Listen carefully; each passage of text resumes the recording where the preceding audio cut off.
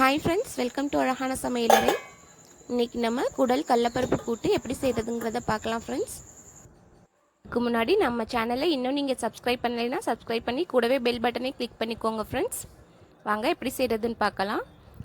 ஒரு குக்கர் அடுப்பில் வச்சு 3 டேபிள் ஸ்பூன் நல்லெண்ணெய் ஊற்றி தாளிக்கிறதுக்கு பட்டை, கிராம்பு, ஏலக்காய், கொஞ்சமாக வெந்தயம், 2 காஞ்ச மிளகாய் சேர்த்து தாளித்து பட்டை கிராம்பு வெடித்ததும் ஒரு பெரிய வெங்காயத்தை இந்த மாதிரி நறுக்கி வச்சுருக்கேன், அதையும் சேர்த்து வதக்கிக்கிடுவோம்.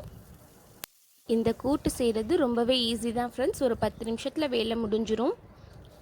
இப்போ 1.5 டேபிள் ஸ்பூன் அளவு இஞ்சி பூண்டு விழுது சேர்த்துருக்கேன், அதையும் சேர்த்து பச்சை வாசனை போகிற அளவுக்கு நல்லா வதக்கிக்கலாம். குடலை க்ளீன் பண்ணுறதுக்கு தான் டைம் எடுக்கும் ஃப்ரெண்ட்ஸ்.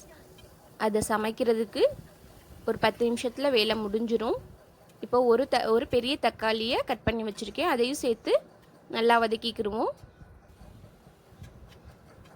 வெங்காயம் தக்காளி வதங்கினதுக்கப்புறம் க்ளீன் பண்ணி வச்சுருக்க குடலை சேர்த்துக்குவோம். குடலோட நுரையீரலும் சேர்ந்துருக்கு ஃப்ரெண்ட்ஸ்.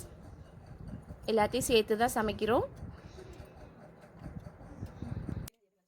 இது ஒரு சின்ன ஆட்டோட குடல் தான் ஃப்ரெண்ட்ஸ், அதனால் கம்மியாக தான் இருக்கும். இப்போ இதுக்கு தேவையான அளவு மிளகாய்த்தூள், 1/4 ஸ்பூன் மஞ்சள் தூள், 1 டேபிள் ஸ்பூன் கரம் மசாலா, இது எல்லாத்தையும் சேர்த்து நல்லா மிக்ஸ் பண்ணிக்கிடுவோம். இப்போ குடலுக்கு தேவையான அளவு உப்பு சேர்த்துக்குவோம். இதுக்கு தண்ணிலாம் சேர்க்க தேவையில்லை ஃப்ரெண்ட்ஸ், குடல் தன்னால் தண்ணி விட்டு தான் வேகும்.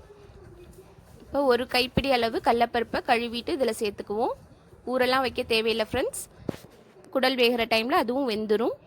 இப்போ குக்கரை க்ளோஸ் பண்ணி ஒரு 4 விசில் விட்டு ஒரு 10 நிமிஷம் கழித்து ஓப்பன் பண்ணியிருக்கேன். பாருங்கள் ஃப்ரெண்ட்ஸ், குடல்லாம் நல்லா வெந்துருச்சு. இப்போ கொஞ்சம் இருக்க தண்ணியை வற்ற விட்டு நல்லா சுருள கிண்டிடணும் ஃப்ரெண்ட்ஸ், அப்போ தான் டேஸ்ட்டு நல்லாயிருக்கும். லாஸ்ட்டாக 1 டேபிள் ஸ்பூன் மிளகு சீரகத்தூள் சேர்த்து அதோட கொஞ்சமாக கொத்தமல்லி தழை தூவி இறக்கிட வேண்டியதான் ஃப்ரெண்ட்ஸ்.